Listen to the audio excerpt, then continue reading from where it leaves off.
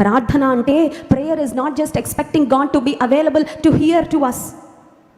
ప్రార్థన అంటే ఎప్పుడు దేవుడు నా కోసం రెడీగా అలాగా చెవియొగ్గి వింటూ రెడీగా నా అప్లికేషన్ తీసుకోవడానికి ఉండడమే అని ఎక్స్పెక్ట్ చేయడమే కాదు. కానీ ప్రార్థన అంటే making our self available to be able to receive what God has to say. ప్రార్థన అంటే ఏంటి?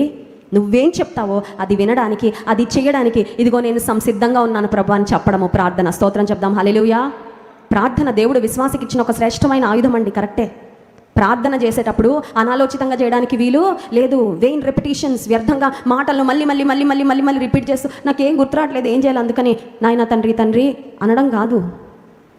Being very very intentional, being very focused, చాలా ధ్యానము ప్రభు మీద పెట్టి నువ్వేం చెప్తావయ్యా, నువ్వేం చెప్తావో నేను వినడానికి సిద్ధంగా ఉన్నా, నువ్వేం చెప్తావో ఆ ఆజ్ఞను శిరసావహించడానికి సిద్ధంగా ఉన్నానని దేవునితో చెప్పడమే ప్రార్థన. స్తోత్రం చెప్దాం. హల్లెలూయా. ఇప్పటి వరకు ఆ రకంగా ప్రార్థన చేయకపోతే ఇప్పటి నుంచైనా చేద్దామండి.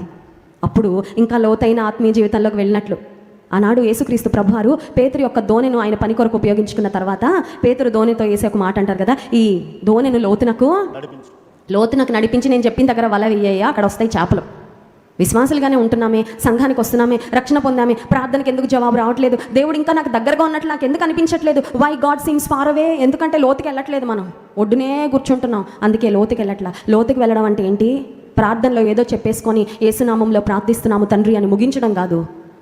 యెహోవా నీ దాసుడు ఆలకించుచున్నాడు, ఆజ్ఞ ఇమ్ము అని పలికి ఆయన ఆజ్ఞ కొరకు, ఆయన మాట కొరకు ఎదురు చూస్తే అప్పుడు లోతుకు వెళ్ళినట్లండి. లోతుకు వెళ్తే ప్రభుతో లోతైన విషయాలు ఎన్నో మాట్లాడతాడు దేవుడు. స్తోత్రం చెప్దాం. హల్లెలూయా.